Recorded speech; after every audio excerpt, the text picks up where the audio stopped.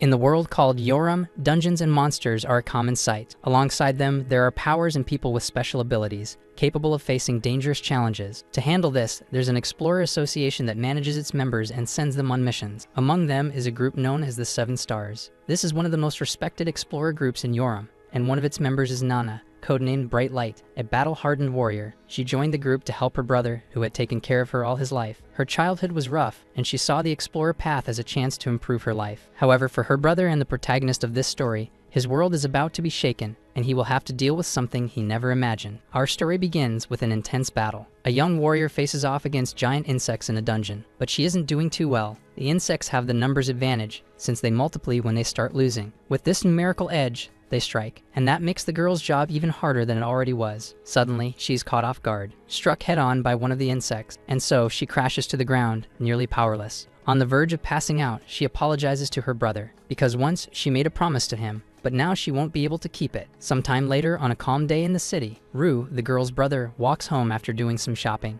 Then one of his friends approaches him, saying he bought a lot of food, and asks if today is the day his sister Nana comes back. Ru replies yes, since she's returning from an expedition that started days ago. The protagonist asks how his friend's hunter life is going. Koji Shimura says it's going great, and he's becoming a better healer every day. Then he says goodbye, mentioning he needs to go to work. Meanwhile, the others say Ru has it easy while his sister risks her life in dungeons, and they think it's unfair that he has a relative who's part of the Seven Stars. That's when Koji scolds them, saying that in the past, Nana lived in the slum and was starving, until Ru helped her and pulled her out of that life. On top of that, both of them had to survive for a long time by scavenging for food and living in the shadows. The others understand, but still think Ru lives off his sister and doesn't deserve the life he has, claiming that if she dies, Ru will probably go back to that life of poverty. Meanwhile, the protagonist gets home and starts prepping the ingredients he bought. He thinks his sister will be back soon, so he hurries to get the meal ready. And so he does, trying to be as fast as possible. But even then, he still puts care into the preparation, until finally Ru finishes cooking. But since his sister hasn't arrived yet, he finds it strange that she's late. It's already well past the time she was supposed to return. Hours pass, and Ru ends up falling asleep at the kitchen table, until he wakes up to a phone call. When he answers, the person on the other end says they're from the Explorer Association and want to speak with a family member of Nana. Then, the person sadly informs him that Nana died on her last expedition. She was attacked by a monster and found 2 hours ago. Ru gets deeply upset by the news, but the association worker tells him to keep it confidential, since it would be bad for them if people found out that a Seven Stars member died in a dungeon. Lastly, they say Ru will receive monetary compensation and some benefits within a month due to the incident. After ending the call, the protagonist is devastated. He never expected to lose his sister this way. The moments they shared flashed through Ru's mind. Since they were young, Nana would always stir up trouble, until one day she decided to channel that energy into something useful and joined the Explorer Association. Nana knew she could trust her brother to handle things while she worked away from home, and she promised that nothing would ever happen to her, so her brother didn't need to worry. However, the protagonist remembers that his sister said she was going to an A-rank dungeon, but over the phone they said she was in an S-rank dungeon. He knows that the association uses a special program to investigate causes when something happens in an S-class dungeon or above, especially when it involves a 7 stars dungeon. But this time, they skipped the program and contacted the family directly. So Ru wonders if they figured out what happened inside an S-rank dungeon in just 2 hours. 5 days later, at the Explorers Association, Ru goes there to clarify a few things. He meets with one of the organization's leaders named Rakudo Hautu, who asks Ru if he still has any questions since their phone call. The protagonist simply replies that he wants to become an explorer. Rakudo Hautu is surprised by the answer. He then says that becoming an explorer is dangerous. Not only that, but he adds that Ru has no abilities, therefore he isn't qualified for the job. He also says that if Ru's sister were still alive, she'd want to see him live peacefully, not in a situation like this. However, the protagonist says that according to the Explorers Association rules, a relative of an explorer can become one, regardless of ability, meaning he can become an explorer. Given that, the head of the association agrees and tells his secretary to handle the detail. Rakudo also says that regardless of what happens, Ru will always be welcome in their organization. The protagonist responds with a cold look, which leaves Rakudo quite worried about the boy's future. Either way, Ru is registered and receives his Explorer ID, but he doesn't seem happy about it. Earlier, Rakudo said that the person who was with Nana used a special item to escape, and as soon as they got out, Yoram began preparing a rescue team. They used a special item to check the situation inside the dungeon, but unfortunately, they didn't find her alive. Ru mentions that Nana said it was an A-rank dungeon, but Rakudo states that no, from what he heard, they were sent to a sealed S-rank dungeon, and maybe she lied so Ru wouldn't worry. The protagonist didn't accept that, and thinks there's no way his sister's sacrifice was some noble act. He wants to find out the truth, no matter what it takes. At another moment, Outside a D-rank dungeon, a group of explorers prepares to enter. Some of them chat and try to guess what they'll find inside. Others just want to fight monsters and live an adventure. Either way, the whole group enters. Inside, some of them talk among themselves, until a rookie shows up trying to fit in. The more experienced ones talk about the dangers of the place, but say there's no use explaining, because the rookie will learn by seeing it for himself. Then they notice the protagonist standing alone, and they say he's a rookie too. One of the seniors tells the protagonist that if this is his first time, he should stick with them and not stray from sight. In the middle of this, they hear a scream coming from deep inside the dungeon, and everyone gets really scared. After all the yelling, the group wonders what they should do. They're there as support, and their job was only to accompany the main group. But now that the plan has backfired, they don't know how to respond, and they didn't even receive training for this. Upon hearing that, Rue thought he missed the training because he didn't go through the normal process, but found out there wasn't any training to begin with. Usually, explorers refer to combat specialists. Only those of rank D and above have the right to fight. Support explorers are made up of civilians and E-rank explorers, basically part-time workers who do some extra jobs in dungeons. Right then, the experienced explorers call for support, so they decide to head over, since they have a job to do. Once at the scene, they come across a few casualties, and the sight is nothing pleasant. The rookie even gets sick, until that irritates one of the experienced explorers. But one of his teammates grabs him by the arm, telling him he needs to calm down. She says for all the support team to stay together. And after that, the combat team leaves, letting support do their work. The rookie asks if he did something wrong. Rue replies that he was disrespectful to the dead and to their loved ones. With that, the rookie says it's his first time, and he couldn't control his reaction. The protagonist says the explorers knew that, which is why they didn't punish him. The rookie asks how Rue knows so much, since it's his first time too. Rue says he heard it from someone. He remembers a time when his sister was telling him about one of her expeditions. On that occasion, Nana said a rookie overestimated himself and was ambushed. Another support rookie saw the fallen body and vomited. A friend of the one who died got furious and punished that rookie. She tried to stop him, but it was too late. Rue said that such a punishment seemed excessive. His sister agreed but added that explorers always see support members as inferior. Back in the present, one of the guys tells the protagonist to stop standing around and start working. In response, Rue says the monster's body needs to be cleaned up. The senior says that as a rookie, Rue should start with something simpler. He also explains that to clear a dungeon, they need to destroy the core, and he points out the direction. But to break the core, they must first take down the Guardian. No matter what kind of monster it is, its body lasts only 30 minutes after death. However, for Guardians, the countdown starts only after the core is destroyed. The rookie asks why there are so many monster corpses lying around. One of them answers that they can't take the bodies out of the dungeons, but when defeating a Guardian, there's a chance of obtaining weapons or gear. If lucky, maybe even a skill book. Rare items drop sometimes too. The senior says that if they care that much about loot, they should go ask the combat explorers. Another one says the dungeon will close 30 minutes after the core breaks, so they better hurry. After leaving, he says they'll hand over the loot, and the rookies can go home and will be paid within 3 days. He also adds that just because support doesn't fight, it doesn't mean it's safe, so he advises the rookies to train if they want to live longer, because if they can run fast, they'll survive longer. Unlike the other rookie, Rue becomes determined to grow stronger. 2 days after his first dungeon, Rakuto finds the protagonist and asks how the work has been. Rue replies that it's exhausting and dangerous. Rakuto then asks if the treasure didn't tempt him. The protagonist says none of it is worth risking his life for. After hearing that, Rakuto goes quiet in thought and says that Rue is a lot like his sister. He finds that kinda strange, because he claims that through his sister's legacy, Rue could live well for the rest of his life. So he asks what Rue's true goal is. Rue says he can't just relax living off his sister's inheritance, and he's sure Rakuto has heard all the rumors calling him trash, leeching off her. That's why he's tired of living while people whisper behind his back. Rakuto says her death was kept secret for a while, but eventually people will notice that Rue is the sole heir, and he says it's a good thing he wants to grow stronger on his own. And he has someone he wants to introduce him to. Charlie List meets the protagonist and says his old friend brought him another young trainee. Rakuto says this is the mentor he mentioned before and tells Rue he'll get stronger under him. Charlie looks the protagonist over and says he seems pretty weak, but Rakuto tells him he's the brother of Bright Light. With that, Charlie agrees to train him, but says this will be the last time he accepts a trainee like this. Rakuto says he trusts Charlie with this training. Then Rue introduces himself, but his trainer takes on a stricter tone. He says the protagonist is enjoying the privilege of the elite by training here. Then Charlie asks if the protagonist understands what that means. Rue responds that he's aware of what he's saying. Explorers are ranked from Class E to S, but above that, there's a superior rank called 7 stars. Those who belong to the elite have privileges within the organization, which even extend to their family, as long as the explorer is still alive. However, a new rule was added that benefits the protagonist, so he still has access to those privileges even though his sister has passed. This is a golden opportunity, so his trainer says he'll have to make a choice. But Rue asks what choice that would be. Charlie explains there are 3 types of training: attack, defense, and speed. He says that words alone won't cut it, so he'll demonstrate.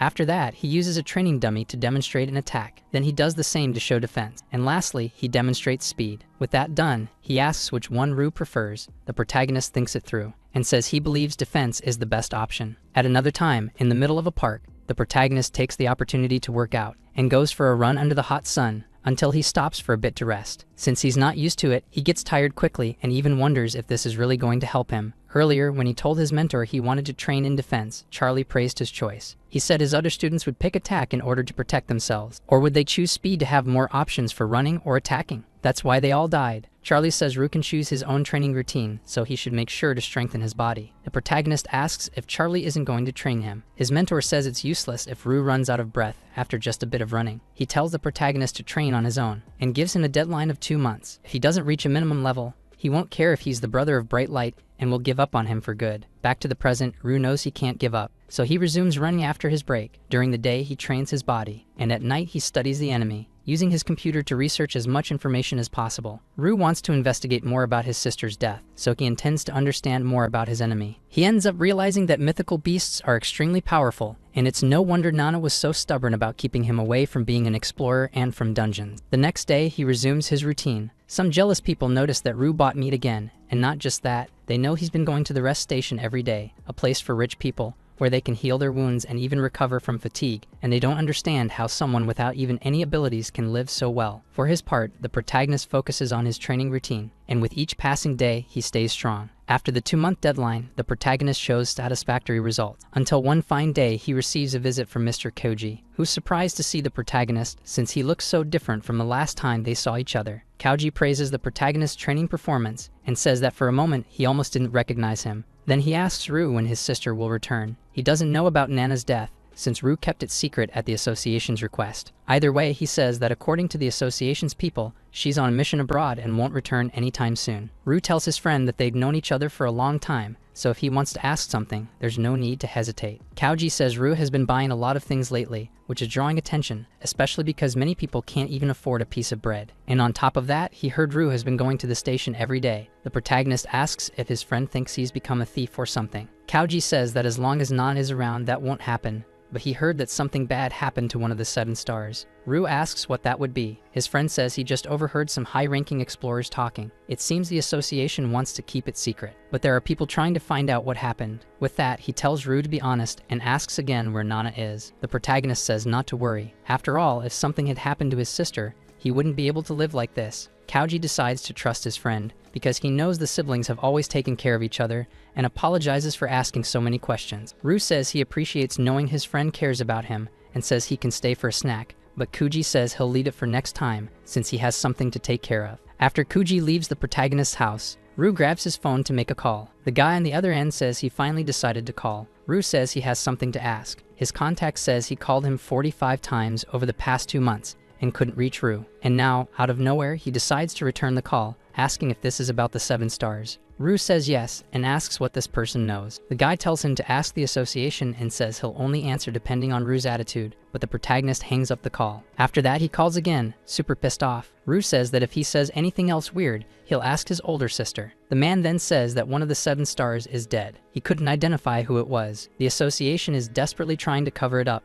but that was to be expected. If even one of the 7 stars got hurt, it would attract national attention. But he finds it strange that Rue is asking him and not Nana. With that, the protagonist says he'll contact the guy's older sister, since he doesn't have any useful information. The guy then throws his phone on the ground, saying he made a huge mistake introducing his sister to Rue. The protagonist in turn thinks that someone might be investigating Nana's death and wonders if this could be a power struggle. He considers the possibility that these people might be connected to Nana's death. The next day, he goes to visit his master. Charlie says that Rue has changed a lot and almost didn't recognize him. Rue then asks if he passed the test. His master says yes, and gets straight to the point. He says there's good news and bad news. The good news is that with his current state, Rue can only undergo one type of training. Rue asks what the bad news is. Charlie replies that the training will consist of learning how to get beaten up. Right after that, the protagonist is hit with such a violent punch that he's sent flying. Charlie tells him to remember that power. Once he can withstand that, he'll pass the training. The goal of this training is to increase his endurance. As long as Rue doesn't die, it doesn't matter how much he's hit. he'll live a long life. It's the same inside and outside the dungeons. Those who stay alive are the strongest, so you can't be called strong if you're dead. First, Rue must train with the training dummy. His master says he can dodge, but he must not strike back. After that, the training begins, and Rue dodges the dummy's attacks, until he realizes that running around won't help much, because the purpose of this training is defense. So he stops and waits to be hit. Rue remembers his master's words, and knows he needs to be resilient. With that, he takes a defensive stance and receives the dummy's hits. From afar, Charlie watches everything and likes what he sees. With this power, he says Rue can train both his speed and his physical endurance. That's why it's simple. Defense training is often considered useless. But eventually, everyone realizes that defense isn't just about physical strength. When he sees his phone ringing, Charlie answers and says he's only been sleeping 2 hours a night for the past week, and if he's asked to do one more thing, he'll lose it. On the other end, Rakuto says an S-rank dungeon has appeared in Mizuyasu village, and most of the village has already been swallowed by it. Charlie says that Kazami, from the 7 stars, gave the go-ahead. Rakuto says Charlie is really good at convincing people. He says it would have been easier if they still had bright light. Well, there's nothing we can do. We have to deal with this huge problem quickly. Charlie says it's impossible for an S-class dungeon to expand into other countries. They spent 2 whole weeks desperately trying to contain it, but he hasn't heard anything about it since last week. Rakuto asks when it's expected to happen. Charlie replies, in 45 days. He also says there's no point in worrying and that he wants to get it over with too. One of Kazami's key members is injured, and it will take at least a month for him to recover. That's a problem since you can't just replace his 7 stars. On top of that, Charlie says that apparently there's internal conflict in the Kazami family. The younger ones have disappeared. He feels bad for Kazami, who now has to find his siblings. 45 days later, a team heads to the dungeon, and among them is the protagonist. Until suddenly, one of the team members is shocked to see the dungeon boss. Right ahead of the team, the boss appears, a huge, monstrous rabbit. Quickly, the assault team charges in, and an intense battle breaks out between them. Meanwhile, the rest of the team stays back, waiting for the right moment to act. One of the warriors who charged in manages to catch the rabbit off guard and slays it. He says they've done it, and now it's time to move on. As the whole team pushes forward, a few eyes turn toward the protagonist. Rue thinks there's something off about them. They're way too fast. His teammate says their attack speed is really fast, and also notes there aren't many monsters around, so they should be careful. Then another team member shows up and tells Rue that he'll cover him, so he doesn't need to be afraid to move forward. The protagonist says he understands, but in his thoughts, he feels something is wrong. Right after that, a new monster appears. This time it resembles a playing card. The warrior leader says this is pure luck. Another group member asks what that is. The leader says he knows the enemy's traits, so he can help guide the exploration. He says this is an invisible monster, and 2 people need to be sacrificed to it.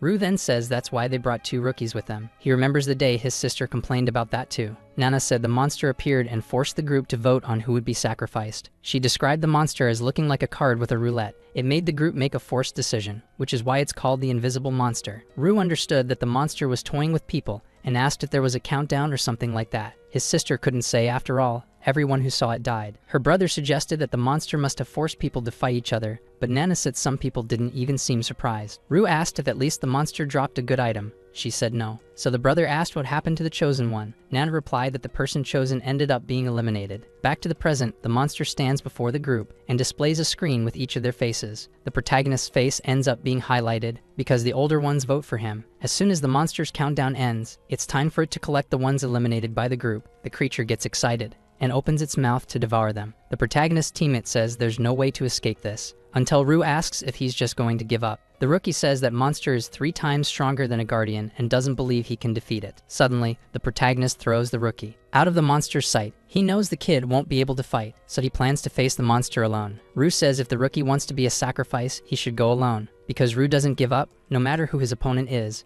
Outside, the dungeon portal grows larger and larger, and the village of Mizuyasu begins to suffer. Charlie stands by near the portal until Kazami-shun, one of the 7 stars, appears. He says that Tsuyoshi was sacrificed and wasn't strong enough as a captain. Charlie asks what happened in there. Kazami says there was an invisible monster that proposed a sacrifice among the members of his group. Charlie asks about the book. Kazami says he destroyed it, as that was the safest thing to do. Honestly, Charlie says he always feels uneasy confirming these things. He needs to verify the process, no matter who does it. He also says the Lucky Child is the greatest threat to humanity. The precious Lucky Child used the lives of 4S class and 17 A-class members to become a powerful assassin. Tsuyoshi is a strong boy. If he becomes the lucky child, Charlie will have no choice but to take the life of a member of the 7 stars. One of Kazami's teammates says it's time. He orders that it be reported to the chief that the highest rank in the dungeon may not be S-class. He also says he received this letter. In it was written that Bright Light had been revived. The protagonist protects the other rookie, but the monster doesn't go easy on him. This forces Rue to work even harder and endure the enemy's heavy blows.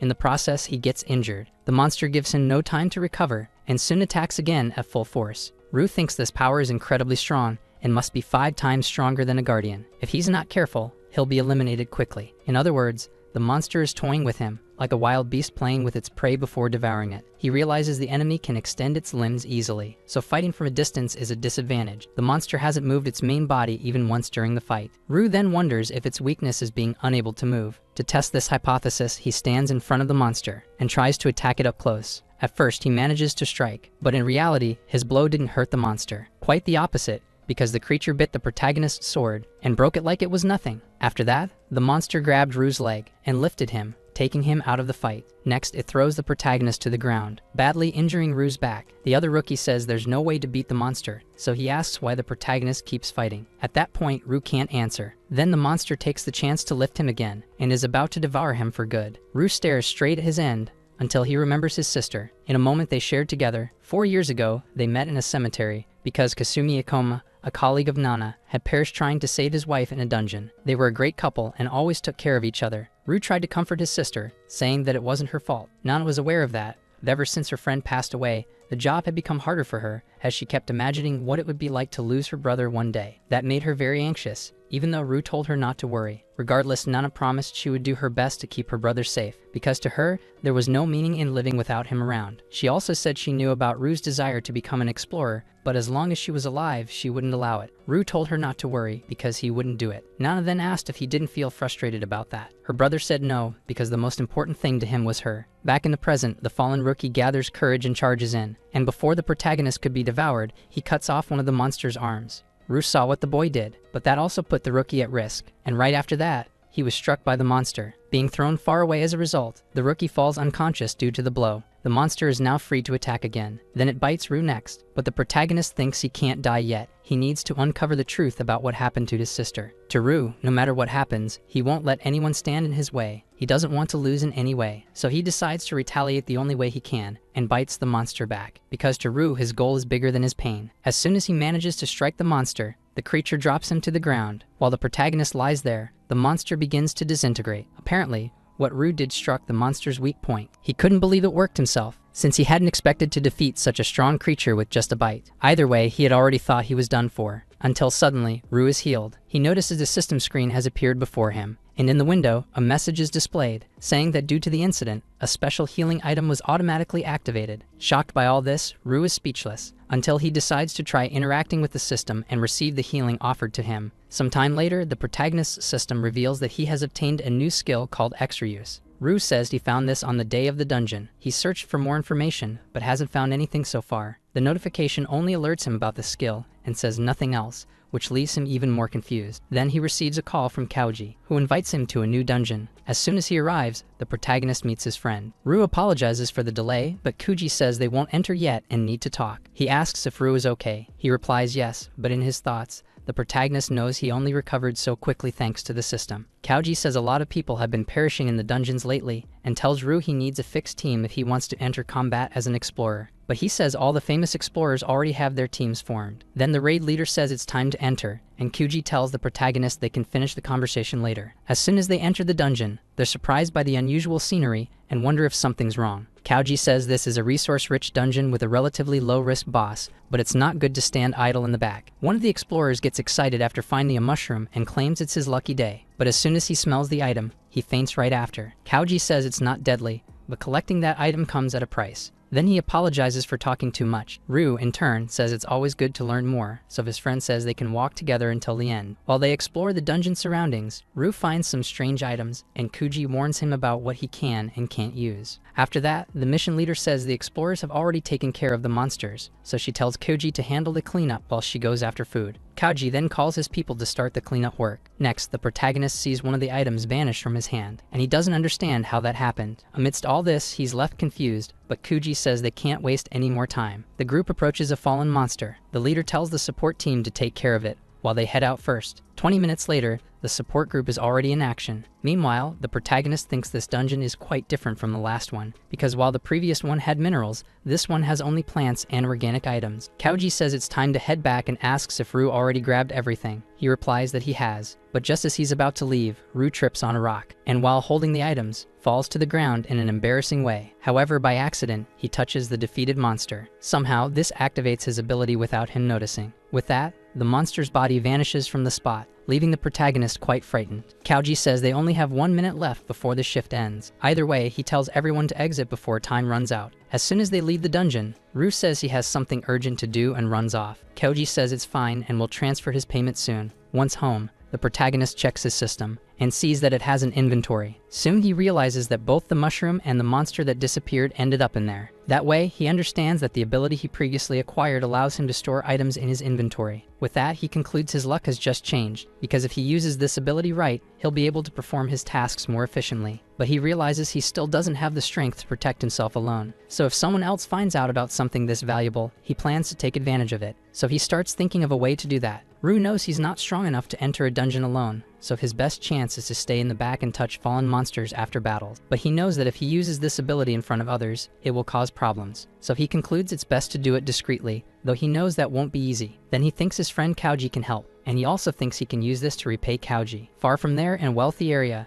the rookie injured in the dungeon is recovering, until he receives a visit. His older brother asks why he argued with their father. The boy says it's his life, and it has nothing to do with his brother. His brother says that if the kid decides to risk his life or anything else, he won't interfere. But he says if he still cares about his family, he should value his life. Being an explorer isn't the only thing in life. The boy tells his brother to wait, and says his wish is to abandon the Kazami family. Back to the protagonist, he resumes his training routine. Meanwhile, he thinks that to dismantle more monsters, he needs Kauji to cooperate with him in 2 things. One is to create multiple fake identities and switch between them and his real one. This way, even if he messes up, the risk level drops. The second is to have him purchase a dungeon. Even a D-rank forest is richer in resources than a C-rank desert. The items produced in a dungeon depend on the environment. That's why some explorers sell dungeons, but if you don't use a trustworthy buyer, you often regret it later. Rue needs someone reliable with wide connections, and that's what he's looking for now. To his surprise, the kid from the Kazami family approaches him. The protagonist recognizes him from the dungeon. Then the boy introduces himself as Yashukage Kazami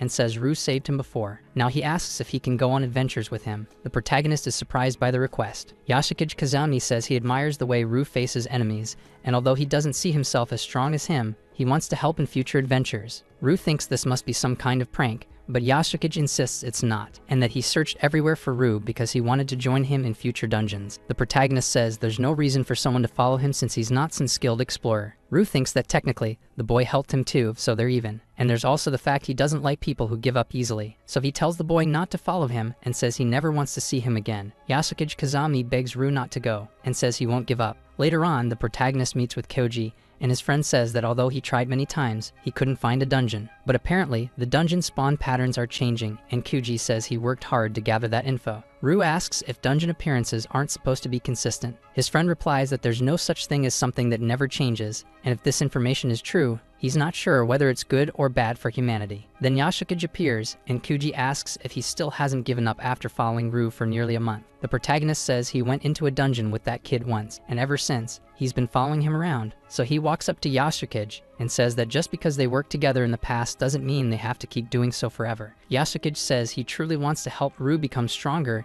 and has no hidden motives. Rue states that he's just a scout. He knows the boy isn't an ordinary person and must have plenty of people he could be around, so he doesn't want to be bothered anymore. But Yashukage says he's seen many strong people before, but never anyone who strikes an enemy with full force in a desperate situation the way Rue does. That's why he wants to follow him, because he also wants to become that strong. Yashukage says that because of his personality and skills, he's constantly compared to his older brother, and he hates that. Rue thinks about this for a moment, and because of the boy's last name, he deduces that his older brother must be the famous Kazami. This triggers a memory in Rue from the day Nana showed him a photo of the 7 stars. She said one of the members insisted a lot, so they all gathered to take the picture. In the photo Nana showed, among the 7 was Shunshin Kazami. Back in the present, he asks if the boy is Shunshin's brother. He replies that he is. For the protagonist, things are starting to make more sense, but he thinks the personalities of the Kazami are totally different and wonders what goes on in that family. He says he'd love to fulfill the boy's wish, but he just wants to live a peaceful life, and states that he doesn't accept younger siblings or partners who need help. Kaoji takes the opportunity to say to Ru that they have a job to do, so the protagonist goes and tells the boy they'll see each other around. Inside, one of the group members asks how they're supposed to harvest something like that,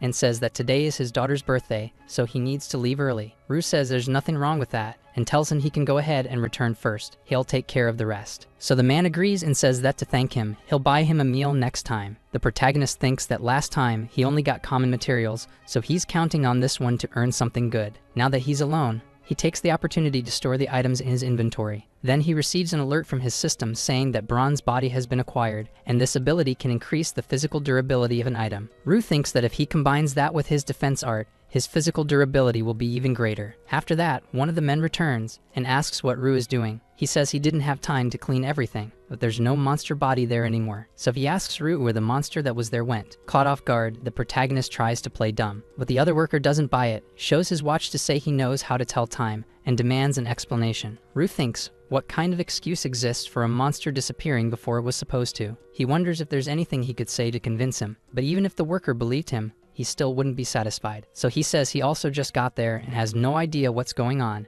and since monsters are vanishing, he wants to get out of there quickly. However, the worker doesn't believe him and punches the protagonist. He says he saw the monster die with his own eyes just minutes ago. He also says this is Ru's last chance to tell the truth. The protagonist doesn't just stand there. He decides to fight back and strikes the man in the abdomen. After that, he knocks the guy out and leaves him out of commission. Ru picks up his dagger again, saying he gave the man every chance to turn around and get out of his way. In a brief moment, the man manages to see the protagonist walking away. He can't believe what just happened, so he wonders if the rumors going around are actually true. Back at home, Ru washes his hands, but something is bothering him. He can't look at his reflection in the mirror, because it's as if he himself is judging who he sees. In anger, he punches the mirror, since he can no longer look at himself without feeling guilt. The fact that he struck someone so badly, to the point of leaving the guy to die, bothers him deeply. Ru thinks that in a world where it's unclear if the law even works, eliminating someone is nothing unusual. However, taking someone's life is still wrong. He doesn't want to make excuses for what he did, but he also won't let anyone interfere with his plans. 1 month later, he's back in the dungeons. One of the men there says Ru took a while and thought he might have gotten stuck inside. He says he twisted his ankle a bit, that's why it took longer. The other workers tell Ru not to push himself too hard so he doesn't get hurt. They even ask him to deliver the collected items to the explorer. One of them asks if Ru is going to do that alone. The older man says Ru is trustworthy and always helps when they need him. He's honest to the core, would never steal a thing, and people fight to work with him, lining up for the chance. So he tells the younger one to stop messing with Ru every time, saying even Buddha only forgives 3 times. The younger one says Ru can't really get mad, since he heard he's the brother of Shining Light from the 7 stars. With that, the older man says Ru has no reason to work in a dump like this if that's true, but it's been a long time since he heard Shining Light's name, and he wonders what happened to her. Back to the protagonist, he asks how long the boy plans to keep following him. Yashukage thinks he's hidden, and that can't be directed at him. But to his surprise, the protagonist appears and says he's talking to him. The boy gets startled badly and ends up hitting his head on the wall, leaving him with a big bump on his forehead. Yashukage asks how Ru found him. The protagonist says the boy is predictable. Ru says this is a warning. If the boy keeps following him, he won't hold back. The protagonist thinks his heart is tired too, and the boy should give up and go home. But seeing the protagonist walk away, he begs for one more chance, saying he can be useful. Ru asks what the boy is talking about, and says he doesn't see any value in the help he's offering. However, Yashukage says he can sell items under Ru's name. With that, the protagonist asks if the boy's been investigating him. Yashukage claims it was by chance, and he noticed Ru was selling something. He also says he has connections and won't meddle more than necessary, and he'll try to be as useful as possible. Ru thinks the boy has no strength, but he has enough value to make up for it. And if he keeps selling on his own like this, someone will eventually notice. So maybe teaming up with this boy isn't such a bad idea. Right after, something interrupts his thoughts because he hears a noise. Yashukage says this should be a safe zone, so an explosion like that shouldn't be happening. After that, the two of them see a clash on a nearby rooftop, until Yashukage realizes his brother is involved. Shunshin Kazami is fighting an enemy. His opponent says he didn't expect to face a member of the 7 stars. Without saying a word, Shunshin makes a move, but it's a warning strike. The enemy says Shunshin is quick with his hands, and asks why they don't chat for a bit. He says Shunshin must be curious to know who he really is, where he came from, and what his goals are. But Shunshin says none of that matters to him. The enemy says he's just a flashy villain making a dramatic entrance. Since he went to the trouble of earning his place, Shunshin might as well cooperate. With that, Shunshin says he'll cooperate by defeating his enemy. He draws his magic sword and says this is just what he expected from the divine right, so relentless. The enemy says that's not very nice, but he's a villain, so he thinks they both have to do this. With that, a battle between them begins. When attacked, the enemy tries to defend. Shanhan, on the other hand, counterattacks, but an explosion occurs because he gets hit. However, he takes advantage of the lingering smoke in the air and tries to catch the enemy by surprise. The enemy manages to block it. However, Shunshin surprises him again and appears beside him unexpectedly. Shunshin manages to injure the enemy because he used 2 swords at once. The enemy says that's new information. Shunshin replies that's good. His enemy asks what he should do next. Then they resume the fight. Seeing his brother fighting, the boy tries to run over there, but he's stopped by the protagonist. Rue says if the boy goes there without a plan, he'll end up getting eliminated. He also says that if he really cares about his brother, he should prioritize his own life first. Rue thinks that to go toe-to-toe with a 7 stars, the enemy must be very powerful, so he wonders who that guy in the white robe is. He decides to take a picture of the man. Yashukage says he knows hiding is the smartest move, but he really doesn't want to just stand back and watch. Rue then says he's going to do something. After that, he heads home and the boy follows him. The protagonist says that if he finds anything out, he will contact Yashukage with the answers, and slams the door in his face. Yashukage is annoyed that he wasn't allowed into the house. Regardless, Rue studies the mysterious enemy. He examines the photo he took and uses it to search for more information, until upon closer inspection, he notices something unusual, because near the enemy, there was a smaller enemy further away. Rue then tries to figure this out. He makes a call and asks if his contact saw the photo. 30 minutes later, he receives a return call, and Rue asks if his contact found anything. The contact says that this is the explorer Komori Yaman, and the design is based on his pet cat, whose death was confirmed last August. Rue understands that the contact is saying Komori died, not that he fell in combat. The contact confirms, saying Komori wasn't killed in a dungeon. He died near the entrance of an A-rank dungeon, and his body was in a terrible state. But the culprit has yet to be identified. He asks where Rue saw that emblem. The protagonist asks why the question. The contact says he doesn't know where Rue saw it, but tells him that if he sees that kind of symbol again, he should stay away, because if he's not mistaken, that mark means plunder. The protagonist asks what that's supposed to mean. His contact asks if Rue genuinely didn't get it, or is just pretending not to. He says it's a symbol of victory, and there's no other way to explain it. Rue asks if there's any other clue about them. The contact says if Rue asks nicely, he'll answer. So the protagonist politely asks. The contact reveals that stealing someone else's emblem and keeping it as a trophy is a practice only done by a group called Crews. That man in the footage is even more shrouded in mystery than the leader of Crews. All that's known is that he's called Z, and nothing else is known about him. Rue asks if he's talking about that bizarre organization. His contact is surprised he's already heard of Crews. The protagonist says his sister had mentioned them before. The contact says he must know they're an international group with a very complex structure. What matters is that they're absolutely insane, but also very tightly knit. He then says that if Rue is planning to investigate them, he should drop it. Otherwise, no one will be able to protect him from the danger. But the protagonist doesn't care and asks if his contact has any more information. The contact says that the news about Nana has already spread in certain circles, and as far as he knows,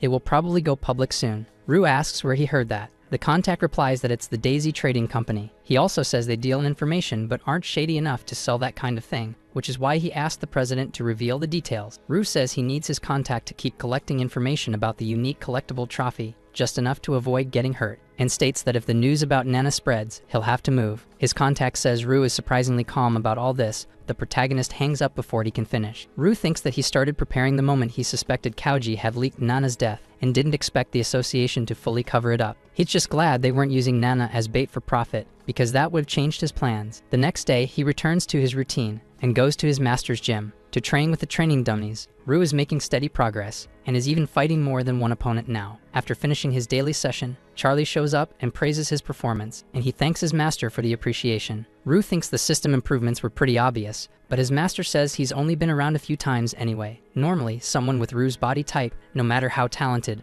wouldn't be able to take on 2 training robots in such a short time. Charlie says he won't ask what happened because that would be nosy, but he is curious why Rue showed up today. He says Rue isn't there just to train because he's not that stupid. The master says the protagonist should listen to him. He has something to say about the older Kazami, who almost became a disaster. Charlie says Kazami nearly destroyed the entire city of Meikyu. He may seem calm, but once he loses his head, it's over. That fight with White Robe was nothing. White Robe was strong, the only one who ever pushed Kazami that far. The point is how he provoked Kazami, because as a result, Kazami was on the verge of losing control. Charlie says Rue probably heard from his sister that Kazami is the strongest of the 7 stars, but that assumes he's not being restrained. The truth is that Kazami is the only 7 star with a limiter. If he uses everything, he turns into a mass extermination machine. Rue thinks the 7 stars rankings were based on power. Nana was the strongest, but at the same time, they said Kazami was the true strongest. He then asks why his master is telling him this. Charlie replies that he thought that's why Rue showed up there. Rue says it's not, so his master asks if this is about White Robe. The protagonist says yes, and that he wants to know everything about this enemy. Charlie says that to tell what he knows, there has to be a good reason. So Rue says Nana died in a dungeon, and Charlie must already know that. Charlie confirms and reveals he was planning to use Rue as bait to lure White Robe,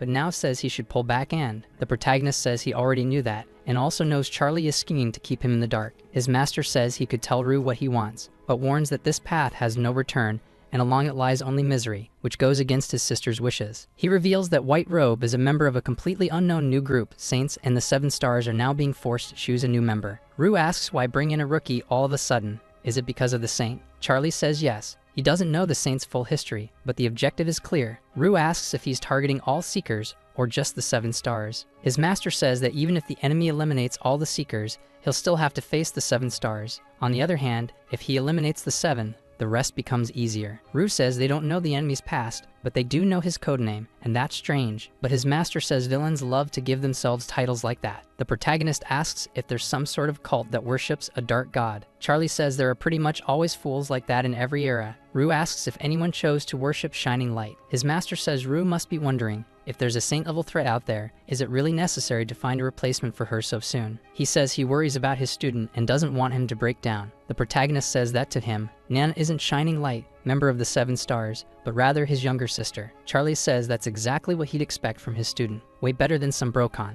The 7 stars are the strongest shield and spear of the nation. If Nana's death is revealed, the country will certainly descend into chaos. Rue doesn't like hearing that, but Charlie says it's the only way. The protagonist understands what his master is saying, but he doesn't agree with hiding it forever. He knows they're planning to choose someone to take Nana's place. That way, as far as the public is concerned, Nana is still alive, and all the news about her death becomes nothing more than a lie. But he has other plans in mind. Charlie says the Seeker tournament schedule has been moved up. Apparently, several countries have formed alliances and are keeping an eye on Rue. The protagonist claims his master never intended to listen to his opinion on this, so he should stop acting like a mediocre leader. As he leaves, Charlie says he hates this kind of situation. Shortly after, the protagonist arrives at the place he was looking for. He thinks he can't go to the guild for a while. Self-training has its limits, and beyond that, this is all he has left. Since he paid a fortune for this information, he doesn't want to be disappointed. He starts thinking the Daisy Trading Company is amazing, because he never imagined they'd find an entrance in such a remote place. Either way, he continues his journey, until he picks up a stone from the ground, and get thrown far away. This ends up attracting the attention of a monster shark that lived nearby.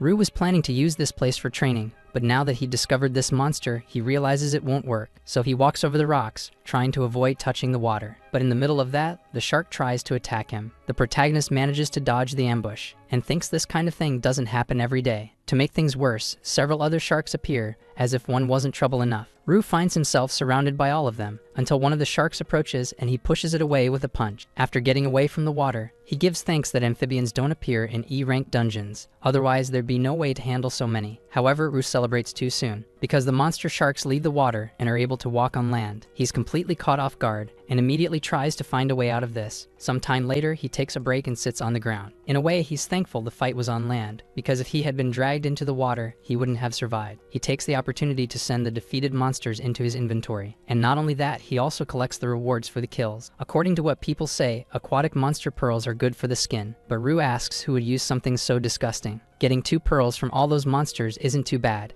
as he says even bosses have low drop rates for rare items. That's more or less what Rue expected. Next, he comes across a butterfly, which is also a boss. Butterfly species tend to be deadly. Their scales often cause hallucinations, and the real danger is that they can be poisonous. Rue then tries to lure it out once. He throws his dagger and hits the creature. Then, around the lake, something nearby begins to react to it. It's a kind of prize that appears. The protagonist grabs another of his daggers and throws it, because he thinks there's no way that butterfly is just decorative, and that the swarm of fish is the real threat. He breaks the supposed prize, and goes over to the butterfly to try to pick it up, thinking that if this had been the real boss, he might have died. But as soon as he collects the butterfly, his system issues an alert, saying that one day he'll have an unexpected encounter. The protagonist is in another day of training, but during his run, his friend Kauji approaches him. Rue asks what the visit is about. His friend says that Rue is getting stronger every 6 days and is looking for a reliable team, so he thought of introducing him. Kauji says he'll send their contact info later, but then asks why Rue is collecting the corpses of dungeon bosses. Since dungeon patterns have started to change, no one is selling them anymore,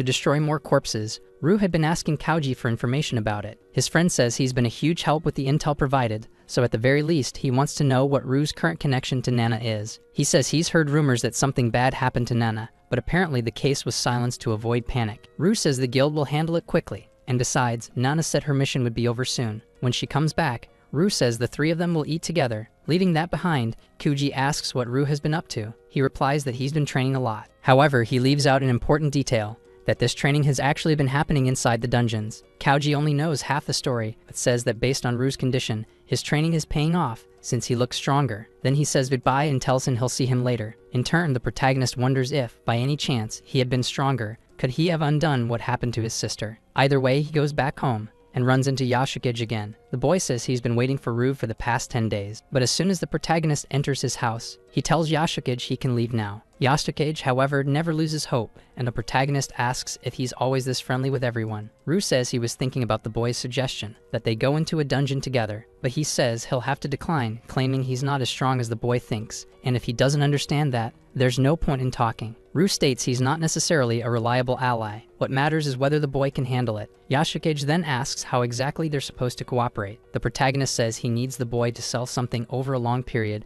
and he'll receive 30% while Rue keeps the rest, but there's one condition. He doesn't want anyone to know he's involved in this. In return, Rue offers to help plan the boy's training. Yashukage accepts immediately and runs to hug Rue, but the protagonist stops him and says they're just working together. Nothing more, so the boy can go back home now. He gives his contact to Yashukage, and the boy says he'll be waiting for the messages. 7 days later, the protagonist goes after a dungeon. He knew it was far, but didn't imagine he'd have to cross the country to find it. This time, they bought information about 3 E-ranked dungeons from Daisy Trading. They're in remote areas, very far from one another. Dungeons in good locations are in high demand and rarely appear. Besides that, with the changes in patterns, Daisy Trading has been selling fewer dungeons. Rue didn't get any good responses before he left, but he hopes there will be good news from the younger Kazami brother. As soon as the protagonist enters, he encounters one, but he doesn't have much trouble defeating it. He wonders why there's a snake there, since it's not common for normal animals to appear inside dungeons. He figures this might have happened due to the dungeon pattern changes, so he decides it's best to finish as quickly as possible. Then he continues his journey until he walks through a portal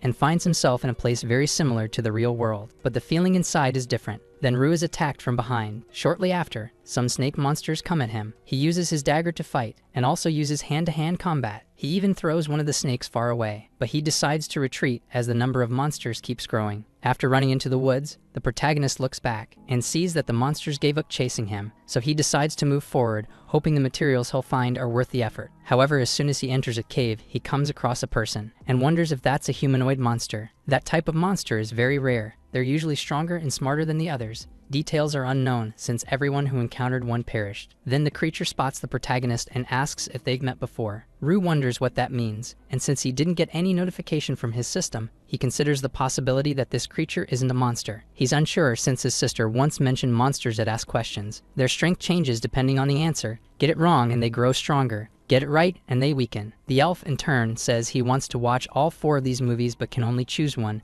and asks which one should he pick. Rue wonders if this guy is really doing this. He's not attacking, so the protagonist can't see his status bar. He thinks he can barely survive an E-ranked dungeon alone, so there's no way he can beat something like this. He then wonders if he should play along. Rue then asks, why not watch all the movies? The elf says good things should be enjoyed slowly, so the protagonist asks what kind of movie he likes. The elf replies that he likes all of them. Then Rue suggests he use a die to decide which one to watch. That way, the decision can be made impartially. The elf asks how to use it. Rue thinks he shouldn't let his guard down, and playing along may be his only way out, so he demonstrates how the die works. Upon seeing the number, the elf says that's the movie he most wanted to see, and thanks his luck. Meanwhile, the protagonist remembers that before, the elf said he wanted to watch all of them. Wary, he takes a battle stance. The elf asks what's wrong. Rue replies, nothing, but he asks what the elf plans to do now. He responds that he's looking for a suitable gift for Rue, then asks what he would like to receive. Either way, he rips out a page from his book, and says it's a thank you for Rue's help. The page flies toward the protagonist, and transforms into a wristwatch. The elf says humans usually get things like this, so he figured Rue would like it. He thanks him once again,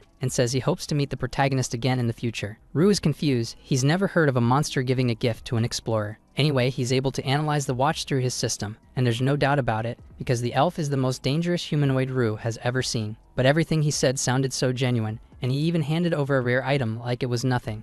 So the protagonist wonders, who is he? Far from there, in the capital city of Seiyu, a battle is taking place in the arena, and the protagonist's contact is watching. But he's bored since the fighters are pretty weak, until he decides to check his phone, and notices a few missed calls from the protagonist. He finds it strange, since Rue isn't the type to do that, so he decides to call back. When he answers, he says he was watching a match in the arena and asks what Rue wants. The protagonist asks what he knows about humanoid monsters. His contact gets startled and asks if Rue found one, but the protagonist tells him to just answer the question. The contact says monsters like that are rare and little is known about them. Even 7 stars rarely encounter them, so there are no official records. Dungeon records are rare items that detail the characteristics of the dungeons they're found in. They're 100% accurate and highly coveted by everyone. Rue says the encounter he had seemed dangerous, but he wasn't attacked. His contact asks if he killed the monster. The protagonist asks if that would be a problem. The contact says yes, because if his guess is right, that was Latias. He says Latias is a strange humanoid without a profile. No one knows his real name,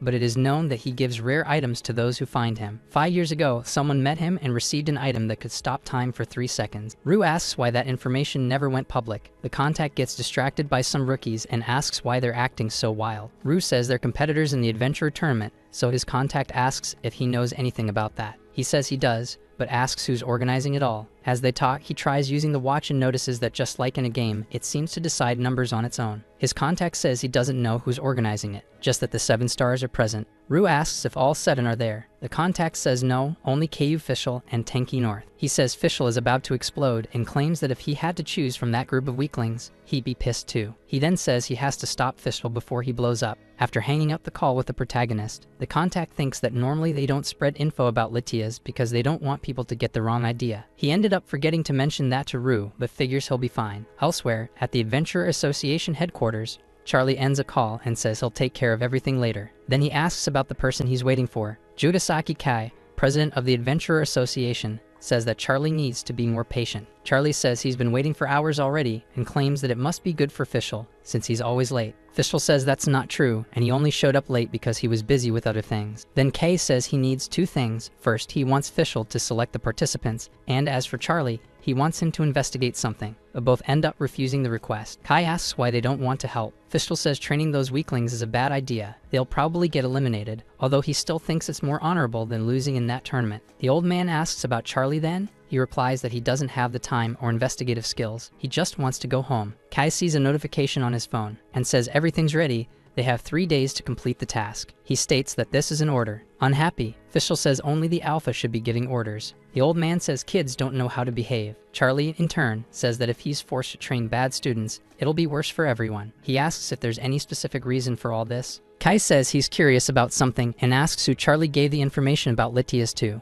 With that, Charlie stops complaining and says he'll do the task. Then the old man says they need Charlie's instincts and strength, so he'd better deliver good results. Far from there, at the Kazami residence, the protagonist is helping Yashukage train, but realizes it's his first time doing this. Yashukage says he runs every day. Rue asks how much. He replies a few thousand steps. Rue says there's still time to back out, and claims that even if the boy doesn't become an adventurer, he can still live a life worthy of admiration. Yashukage says it's not like he's been slacking off, since he had a serious illness when he was younger and has been weak ever since, but he says he won't use that as an excuse. Rue asks if there's no way to cure it. The boy says he's already done everything he could, even sought out healing-type adventurers. Rue says dungeons are full of rare items, like a panacea. But Yashukage says items dropped in dungeons are all about luck, and many people are after the same things. No one would even reveal it if they found one. However, he says there was someone willing to make a deal, a kind of monster. Immediately, Rue wonders if he's referring to Latias. He pretends not to understand, but the boy says that monster is extremely mysterious. All he knows is that one of the 7 stars met him some time ago. For some reason, they ended up talking instead of fighting. The weapon the Alpha uses now was received back then. He says others have also met Latias, and claim that he not only gives away rare items for free, but also engages in equivalent exchanges. Rue thinks the information he got from Charlie didn't mention anything about trades, and wonders whether that was left out or if his master also doesn't know about it. He asks if it's okay to borrow the village for a while. The boy says yes and asks if Rue is going to train alone. The protagonist confirms he is. Meanwhile, he thinks that most combat-related resources are owned by the association or guilds. Rue doesn't want to owe the association anything or be tied to any specific group, but he thinks he can try buying them on his own, because unless he absolutely needs to, he prefers not to touch anything his sister left behind. A few days pass after that, until he returns home and the protagonist is caught by surprise. He sees that the front door has been destroyed, and as soon as he enters the house, he's attacked with a projectile. He narrowly avoids a direct hit. Looking into his living room, the protagonist sees Fishell von Mestis and asks if that's how a member of the Seven Stars treats people. Fishell says the protagonist must be that scumbag brother of Nana. Rue is not happy about that at all and demands his sister's portrait back. Fishell says he has no right to possess it. Rue says he won't ask again, so Fishell asks what he'll do if he doesn't get it back. The protagonist then tries to punch him, but Fishell blocks it and tells the protagonist not to be so full of himself. Rue didn't expect that, and immediately after, he's pinned against the wall. Fishell says the protagonist didn't even visit Nana's grave, so he can't call himself her brother. With all that provocation, the protagonist remembers his sister and her last birthday, and he doesn't think what Fishell is saying is fair, so he backs away from the seven-star member, getting close enough to strike back. Fishell dodges the slap he was about to take, but the protagonist was clever and used that only as a distraction, because his real move was a knee strike. After that, Rue lands another hit, this time a punch, right to Fishell's face. The cunning warrior doesn't like taking hits like that, but his provocation really got his opponent riled up. Rue manages to recover his sister's portrait, and asks who Fishell thinks he is to say he's not a good brother. He also says he doesn't want to hear any more insults from some stranger, and orders Fishell to get out of his house. In turn, Fishell reveals that the last time he saw Rue, he was the kind of guy who got winded just going up and down the stairs. Fishell had been observing Rue before confronting him, and thought he was just a weak kid. But now, having seen his strength up close, he asks if Rue waited for his sister to die before getting strong. He also asks if Rue has heard people saying Nana was stupid for risking her life to support a useless brother. Fishell says that unlike Rue, he's a respectable explorer and risked his life many times for Nana, ever since she joined the Seven Stars. So he feels he has every right to say everything he's said so far. He says he was always by Nana's side, except on the day she died, claiming that if he had been there, she'd still be alive, and that's why he blames himself for not protecting her. Fishell is devastated by what happened and feels guilty. So Rue asks why he wasn't there that day with his sister. He replies that Nana used to say her older brother was the kindest person in the world to her, but he thinks she didn't know how cold Rue really was. Rue says that Fishell has no right to stick his nose into the relationship between siblings, and just wants to know why he wasn't there that day, but if he doesn't want to talk, he can leave. Fishell hesitates, wondering why Rue wants to know that, imagining he might be planning some kind of revenge, but the protagonist says he doesn't believe that Nana sacrificed herself. He says that Nana had an item that allowed her to instantly escape the dungeon, but Fishell doesn't believe she would have used something like that. Rue says it's not that simple, and claims that Fishell knows better than anyone that special forced escape items don't have strict conditions. Fishell then says someone must have done something to prevent her from using it. Based on Nana's personality, Rue says there's no way she would have used it to abandon her comrades, because she would never leave her teammates behind and escape alone. Still, Fishell says there were no traitors in her team and he'd bet his life on that statement. Rue suggests that someone might have used a special item. When someone enters a dungeon, it becomes temporarily sealed. If someone used a special item to force entry, the boss's stats would double. Fishell realizes that would turn an otherwise easy boss into a serious threat. Rue says Seven Stars movements are ultra classified, so either there's a traitor or the enemy's intelligence network is divine. If there wasn't an enemy, Nana might have been in a situation where she couldn't use the item. Special sealing type items put the dungeon in a lockdown state, eliminating all oxygen inside in under 3 minutes. Even if the core is destroyed, there's no escape, so she'd have to use a forced escape item. Rue thinks Nana might have given the item to help a teammate and stayed behind. Fishell says it's too much to take in and decides items like that are rare and hard to come by. But Rue says that for a Seven Stars member, that means nothing. That day, Fishell reveals he was supposed to go with Nana, but received a distress signal. It was from the son of a big shot, a weakling who had no business being in a dungeon. He investigated afterward for abuse of authority, but nothing else came up about that father and son. Fishell suspected that Nana had been tricked and someone had set her up, but there's no proof, so he doesn't understand how Rue can say for certain that Nana didn't die in battle, but the protagonist says his sister made a promise. She said she'd definitely come back, no matter what happened. With that, Fishell says he's starting to understand why Nana cared so much about her brother. Then he takes out a special item, revealing a sword that used to belong to Nana. She always carried it on missions, and now he thinks it's better if her brother has it. The protagonist thanks him for the gift, but he asks if the other members agreed with that. Fishell says he doesn't need anyone's permission to return Nana's treasure to her family. He also gives a card to Rue, and says he doesn't know what Rue is planning, but even if he's trying to uncover the truth behind Nana's death, with his current strength, he won't even reach the starting line. He also says he wasn't using his full strength against Rue, so he shouldn't get cocky about anything. As long as Rue understands that right now, combat resources are heavily monopolized, so Fishell believes he has to look after him in Nana's place. The protagonist thinks that if Fishell had been serious, he'd be on the ground from a single blow, and also thinks he'd like to learn a bit of swordsmanship. Then, upon looking at the card Fishell gave him, he finds exactly what he wanted, but as he's getting ready to leave, Fishell says Nana's successor has already been chosen, so Rue asks who that would be. Sometime later, the protagonist sets up a meeting with Yashukage. The boy apologizes for being late, but Rue says he doesn't need to worry and asks if he's hurt. Yashukage says there was a weird guy attacking people, but he came out unscathed. Apparently, the guy was only targeting people with cars. But he says Rue doesn't seem surprised. The protagonist says that ever since the dungeons started appearing, lunatics like that have started showing up too. Yashukage agrees and says that surviving isn't easy, whether you're an adventurer or just a regular person. Either way, he wants to know the reason for the meeting, and Rue says he needs self-guided throwing knives and equipment that works with them. The boy says that when it comes to the equipment, the Daisy Company can probably help, but knives that can be controlled sound difficult, so they'll have to ask for the lowest price possible. By the way, he wants Rue's opinion on something, since he's thinking of starting a guild, but it's attracting the wrong kind of attention. Rue thinks that's fair but says you need at least 3 people to form a guild, and asks if he has anyone in mind. Yashukage says he'd like Rue to be part of his guild, but the protagonist thanks him for the invitation and says he's not interested. The boy then says he'll take care of Rue's request and make sure no one notices. Right after that, Rue is startled by something he sees. Yashukage sees his brother on TV and says he went all the way to the far south and came back in just 2 days. Alongside Shanhan are all the 7 stars. The protagonist watches it all seriously, especially when he hears some people talking about the rumors that Bright Light has died, and he's clearly upset by it. He remembers that Fishell said he couldn't reveal who's taking over Nana's role, but that it's the most pitiful and innocent person on the council. Fishell didn't want to force anything on Rue, because not even the 7 stars can change what's coming. He was returning to the capital shortly afterward,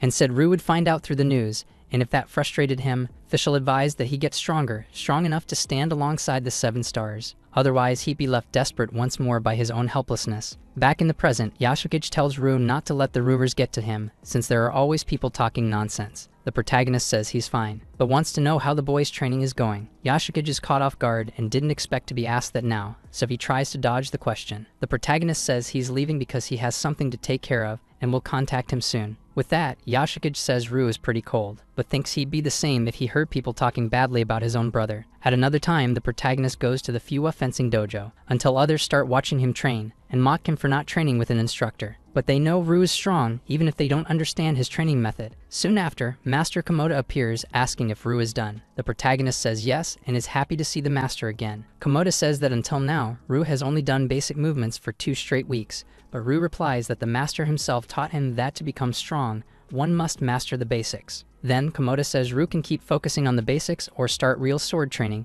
and asks which he prefers. Rue says the master told him to stick to basic movements for at least a month, so Komoda says he figured Rue was just a rich kid, trying to look cool with a sword, and says that when Rue decides on his training, he should let him know. The protagonist says he hopes to be guided by the master. Komoda likes hearing that. He says that in his opinion, the pinnacle of swordsmanship is just one thing. Then he grabs a sword from the wall and throws it at the protagonist. Rue is surprised by this, and the master says that is speed. If you're faster than anyone else, you can still win even with limited moves. Then he tells Rue to show how fast he can be. Rue thinks that just looking at the master's build, most would assume he's all about power. He thought that too, and throws his sword. The master says that was a fine strike, full of intent, but he easily defends against it. Rue thinks that speed comes from power. Unlike knives, swords aren't made to be thrown, and even so, there's not enough power behind it. The master says Rue is starting to understand things, and asks if he knows what comes next. Answering, the protagonist says he needs to train his speed more, not just sword skills. Komoda says that softness overcomes hardness, and asks if Rue is going in that direction. The protagonist replies that it's not just pure speed, he's aiming for balance, something more stable. Komoda says Rue isn't anxious or arrogant, and has the right mindset, but his swordsman's instinct tells him something feels off. The master says that lately there are many who fight dirty, and hopes Rue keeps his feet on the ground and follows the right path, because he has high hopes for him. He says Rue should show his gratitude through actions, not words, and tells him to invite him to dinner someday, but for now, he's heading out. Before that, he has one last thing to say and reveals that lately, some rich kids have been looking for Rue. So if he doesn't want trouble, it's better to hide for a few days until they give up. Sometime later, the protagonist went to an E-rank dungeon. He takes the opportunity to use the sword that once belonged to his sister. After defeating the monsters, he absorbs the body into his inventory. But this is the first time he finds something more exotic, and his system alerts him about it. Rue is a bit confused. Either way, he destroys the dungeon core, because he knows that regardless of anything, time inside is limited. Monster corpses can't be taken out, but they can be used inside the dungeon. In the early days, dungeon raids were hard, and the lack of supplies made some people eat monster meat, but many didn't survive. Now the protagonist understands better why, since monster meat can be like poison to humans. After leaving the dungeon and getting home, he received a call from his friend. Kauji asks if Rue will be free the next day because he's going to need a favor. The protagonist says he'll be available and agrees to help. He feels a bit concerned for his friend, but he knows that the bond between them is Nana. The next day, Rue goes to the dungeon to substitute for Kuji, since he said he had an issue with his wife. The supervisor assumes the protagonist is just another inexperienced guy, since all he knows is that he's there at Kuji's request, and he explains some dungeon rules to him. After that, he says it's time to enter, because the work can't wait. However, as soon as they enter the dungeon, he's surprised, because the environment is very different from usual. While the others are scared, the protagonist thinks this is a hybrid dungeon, and that could be a problem. He wants to avoid any accidents. Starting from D rank, hybrid dungeons appear occasionally, and by combining 2 or more dungeon types, explorers don't like them much, because they break the internal consistency of the dungeon world. But this one specifically only has robot-type monsters, and it seems it's not fully integrated yet. The supervisor tells the others not to worry, because there's a supply station ahead. But one of them says there's nothing good inside. He knows this dungeon is narrow and notices that there are only robots and rockets in there, so he thinks it's not worth continuing the incursion. The leader tries to keep everyone motivated, but another group member panics upon spotting a UFO, until the leader realizes that among them, Rue is the only one who's not scared. The protagonist explains that he's seen things like that on the internet. Then the leader says they should just get the job done and get out of there as fast as possible. That way, he believes they won't have much trouble. On the other side, there's a group of explorers who have just defeated the boss, and they say the task was harder than it looked. Then, the support team arrives, and one of the explorers says the timing couldn't be better. The leader of the explorers tells one of them to destroy the dungeon core. Meanwhile, Rue notices that there are a lot of people around, and if he takes everything, they'll get suspicious. But bosses like that don't show up often. Then his thoughts are interrupted, because one of the explorers is attacked. Everyone else is shocked. Then, an enemy appears. The remaining explorers are worried about their comrade, since he was caught off guard. Sarcastically, the enemy says he did them a favor by taking out that adventurer. The leader of the explorers attacks and asks who the enemy is, but the individual just dodges the attack without saying a word. Not only that, he counters, hitting the adventurer in the back. Then he removes the mask from his face and says he has no name, he's simply called 19.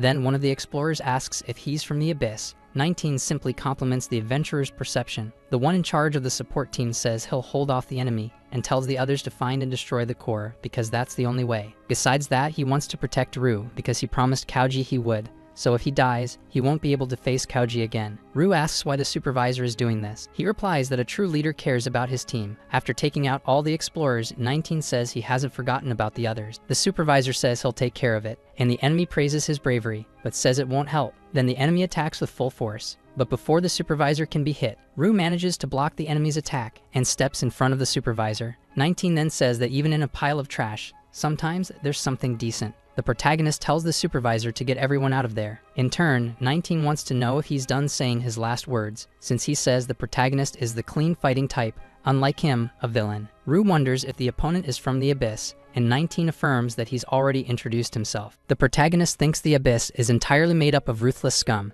Their main business is illegal human trafficking and other unpleasant things, among various side jobs. Nana warned her brother about this, so he knows quite a bit. Next, the enemy attacks, saying that's bad, because just because the protagonist doesn't do surprise attacks doesn't mean he can be ignored. Rue is completely underestimated by the enemy, who even calls him an insect. Elsewhere, the support team is surprised to see Rue fighting the enemy, but the supervisor warns that they must stay focused, as the dungeon core still needs to be destroyed, and he's waiting for an opening to do it. Rue faces the enemy in a direct fight. 19 doesn't go easy on him, forcing the protagonist to show all his skills. Rue shows why he's been training all this time, and manages to counterattack an enemy who seems strong even by higher standards. 19 says Rue is better than he expected, which makes the fight more fun. Rue says that as a villain, he should know that villains who bark too much don't bite. 19 says that insects like him should stay crawling on the ground. Soon, their fight gets more serious. Meanwhile, the supervisor heads toward the core, and is just about to break it, but the enemy notices and tries to stop him. Rue goes after him and tries to attack from behind, but 19 quickly counterattacks. Only Rue was faster than him, and managed to land a hit before the enemy noticed. Now that he's wounded, Rue takes the opportunity to strike even more. Then he breaks the core, and tells the others to get out of there quickly. But the supervisor senses danger and tries to warn Rue. 19 rises quickly and appears behind the protagonist, saying he claimed victory too soon. Even injured, Rue has a strategy, and says maybe it's 19 who let his guard down too much. So the protagonist seizes the moment to attack. He lands a direct hit on the enemy, but it doesn't help much, because 19 is smarter than that, and used one of his abilities to become intangible. Not only that, but he went straight to the supervisor and attacked him, saying that luckily, Rue didn't die instantly. Seeing his teammate attack like that, Rue is shocked, since he didn't expect to be fighting a special ability user. Explorer abilities are divided into 8 types: physical, enhancement, magical, defense, control, support, utility, and special, and each type has subcategories. Rue's bodily ability is classified as enhancement. Among the 8, special type abilities are the most complex and defy common sense. The special ability Shadow controls up to 3 clones, each with about 70% of the original strength. Even if the enemy can only control 1 clone, Rue's chances of winning aren't even 10%. 19 says the protagonist clearly knows a lot, and now it's showtime, and asks if Rue cares about the lives of all these people. Cornered, the workers beg to be saved, and Rue doesn't know what to do. 19 says he has 1 minute to decide. If he doesn't answer, they'll all die. Rue looks at the exit portal, which is very close, but the enemy tells him not to even tree, because he's watching him closely. The protagonist thinks he still hasn't uncovered the truth about Nana, so he can't die there. Then he wonders what he'll do to get out of this. The enemy pushes Rue against the wall, until the supervisor tries to speak up, but the enemy says he didn't give him permission to talk, and lands a blow on him, which makes the others very worried. 19 says he doesn't like hearing their voices, until the protagonist tells him to stop. The enemy says he's only doing this because he has no intention of hearing anything other than his opponent's answer. Rue tries to bargain to get the others released, but the enemy shows no mercy, until Rue says the enemy is afraid and claims he doesn't have the confidence to face him. 19 says his opponent is wasting the chance to live. However, the protagonist says it's only about 10 meters from there to the exit, and asks if 19 wants to try. The enemy asks if Rue is saying those guys are more important than he is. Rue says that if 19 tried to hurt them, he absolutely wouldn't be able to save them, just like if he ran for the exit, he wouldn't be stopped. In other words, the protagonist states that he was given a choice,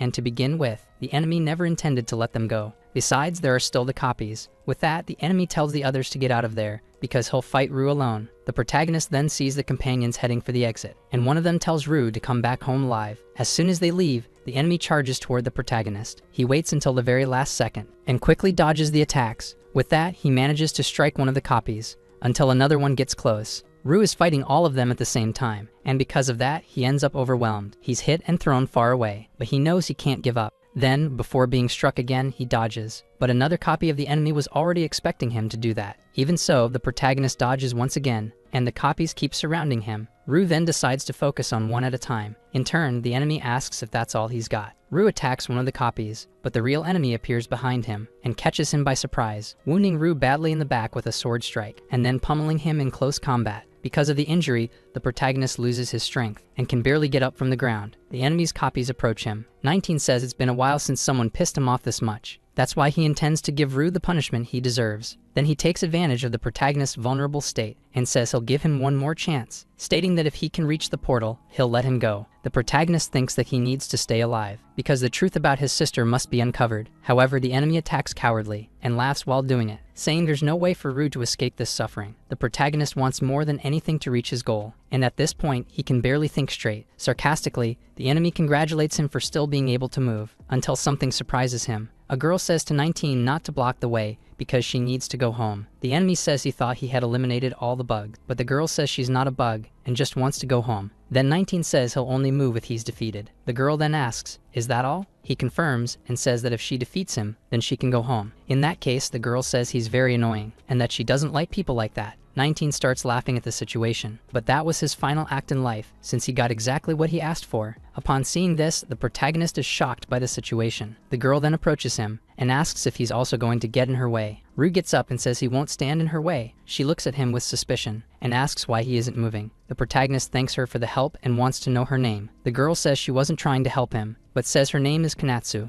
and she's happy with the way she's being spoken to, claiming that people usually aren't that polite. Rue says he understands, but either way, his wish now is to go home. Kanatsu wants to know if he's hungry too. Rue says yes. Shortly after, they go to a restaurant, and Kanatsu doesn't hold back at all while eating. The protagonist in turn is fascinated watching her eat so much. He tries to order more food, but the waitress says they've run out of all the meat in the house. Rue then asks her to bring whatever they have. Shortly after, the waitress serves some pork, and that pleased Kanatsu a lot. She then ate like she'd been starving for days. In the middle of that, the protagonist starts coughing, and Kanatsu asks why, instead of eating, he didn't go to a hospital. Rue thinks he couldn't deny food to someone who was basically begging with her eyes, and now is eating non-stop. Come to think of it, he remembers that when he first met Nana, she was younger and had eyes like that too. Even though she never said out loud that she wanted meat, her eyes said it all. So he tells the girl not to worry and to keep eating as much as she wants, until a man appears and asks if Konatsu behaved well this time. He also says she was gone for so long, he thought she might have been tricked again. But he adds that if he got that much food, he wouldn't mind being tricked too. The protagonist doesn't know him, so the man introduces himself as Okamoto,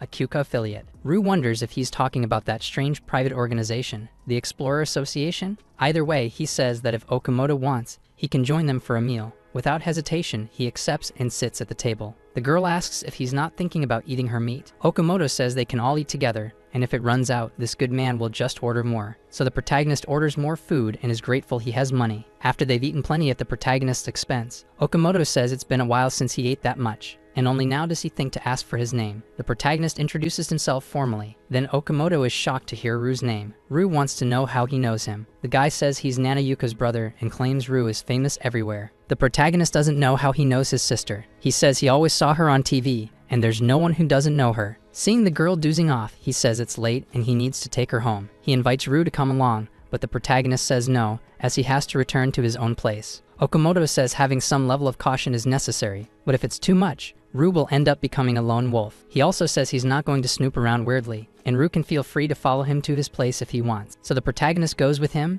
and a short while later, they arrive at the place the man calls home, and says this is the Kyuka headquarters. As soon as they arrive, a woman smells the food, and Okamoto tosses her what he brought with him. The woman catches the food with joy. Okamoto calls her Yukine and asks why she's alone. She says some went out to work and others to look for Konatsu, and she decided to stay home. She also asks where he got the money for the food. Okamoto says this guy bought the food, so he invited him over. Yukine wonders how they met. Then she quickly walks up to the protagonist and says she knows his sister. Then Okamoto reveals that the genius who stole his position among the seven is Nana Yuku. After hearing that, Yukine asks if the protagonist is really Nana's brother. Rue realizes she knows him too, but Yukine says he's famous everywhere. So the protagonist asks if he's known for something good or bad. She replies that among the 7 stars, Yuku had the kindest heart. She never got mad, even when mocked in public. People used to say she was easy to bully, but then some guy mocked her brother and he was eliminated mid-conversation. Okamoto says that even though Nana never revealed anything in particular, at that moment everyone understood her brother was very important to her. Rue feels disheartened as he takes it in. Yukine says Okamoto just wanted to borrow Nana's power and nothing more, so she doesn't want to hear any nonsense from him. Okamoto says that's a baseless accusation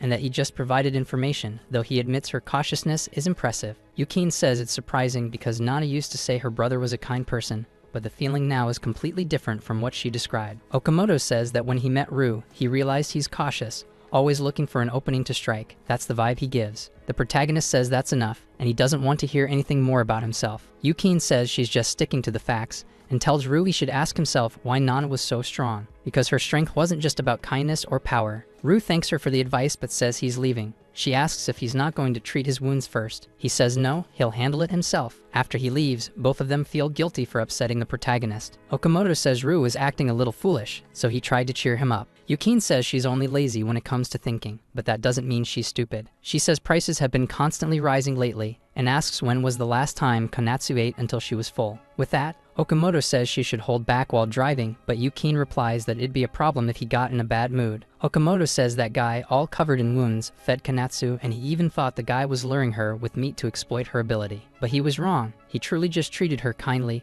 and since he's Yuka's brother, there was no choice but to invite him to their home. He says that back then, Yukine was the main candidate to become the next 7, but she claims she doesn't hold any grudges or anything like that. Okamoto knows how much Yukine loves Nana. Otherwise, she wouldn't have become so withdrawn after hearing the news of Nana's death. That's why he introduced Rue. There's also Nana and the usual treatment, but he wanted her to meet one of Nana's relatives. Yukine says that's none of Okamoto's business. He admits he was wrong, but hopes the protagonist heard the warning. On the way home, Rue sees some children admiring food in a shop window. It instantly reminds him of when Nana was younger. She used to say that she wanted to grow up and earn a lot of money, so she could give her brother a luxurious life, and she also wanted to get stronger so she could protect her brother. Rue then said he was looking forward to that. He also remembers what Yukine said, concluding that it's like putting the cart before the horse. Ever since Nana died, all he's thought about is getting stronger to uncover the truth. It's only been a few months since he became an explorer. His experience is still shallow, but all of this left a deep impression on him. Fighting against opponents stronger than him, and having companions willing to risk their lives, made Rue change his perception about a few things. While resting on a park bench, He remembers his sister again. Once she scolded him for overthinking things and told him he had to relax sometimes. Then she asked if her brother really distrusted people. He replied that after everything that had happened to him, it was hard to trust others. Rue said his sister had seen more than he had, and she knew that people's true nature shows in moments of pressure. Nana stated that not everyone is bad. There are all kinds of people in this world, and there are even people who keep their courage no matter the situation. She wanted to change the world, and that's why she kept trying, because she believed that if more people like her appeared on Earth, all of humanity could reclaim a peaceful world. So she told her brother to be brave and believe in humanity's potential. Back in the present, Rue says he doesn't like people who only think in schemes, but he interacts with everyone with distrust and caution. At this rate, he thinks he'll become a hateful person, because he doesn't believe he can change the world. After all, he hates the world without Nana. Even when cornered in a desperate situation, he hates humans who only think in calculations and betrayal. But still, Rue wants to fulfill Nana's wish. Therefore, he wonders if he should still believe in humanity. At another moment, Rue walks with Yashukage. They go to a poor area of the city, and the situation there is deplorable. Even Yashukage gets uncomfortable with everything. Noticing the boy's surprise, the protagonist says that this is the world he doesn't know. Yashukage apologizes, but Rue asks why, since he didn't do anything wrong. Then, a child bumps into the protagonist, and he tells the little one to be careful while walking so he doesn't bump into people. The kid says the protagonist seems amazing and asks if he's from the other side of the city. Rue says yes. With that, the little one asks if the other side is beautiful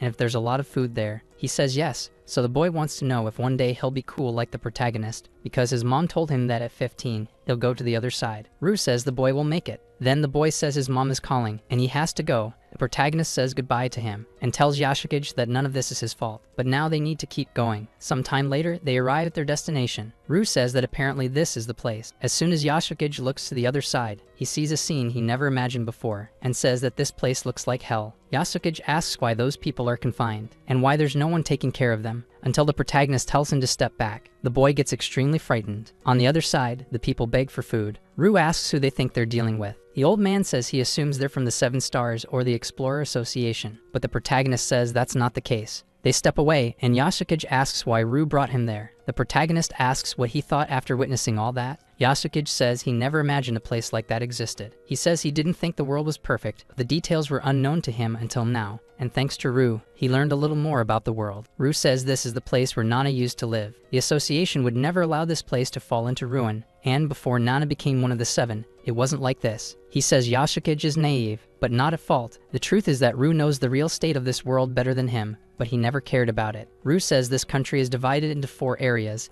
and this place has lost its value. The first is the district where the richest live, the second is the commoner district where he lives, and the third is the poorest district, exactly the one they've just arrived in. Yashukage asks about the last district, and the protagonist says it doesn't have a specific name, but people usually refer to it as the Grave District. The boy questions why these people are confined there, and Rue says he should ask that to his brother, because all he knows is that that's the rule. He also says Yashukage should reflect on the answer when he hears it. 3 days later, Yashukage is at home, until his older brother comes to his room, and when he turns on the light, he finds Yashukage sleeping on the floor, and asks if this is some new way of rebelling. Yashukage says he waited 3 days for his brother. While Shanhan gets ready to leave, he asks his brother what he's been doing. Yashukage asks Shanhan why there are people confined in the Grade District, saying he went there and didn't like what he saw at all. Since the people there live like zombies, Shanhan says those people are criminals. So Yashukage asks what he means by that. Shanhan says that ever since the dungeon descended, the world has been in chaos, and those people tried to profit by taking advantage of that chaos. He questions whether his brother doesn't think that's cruel,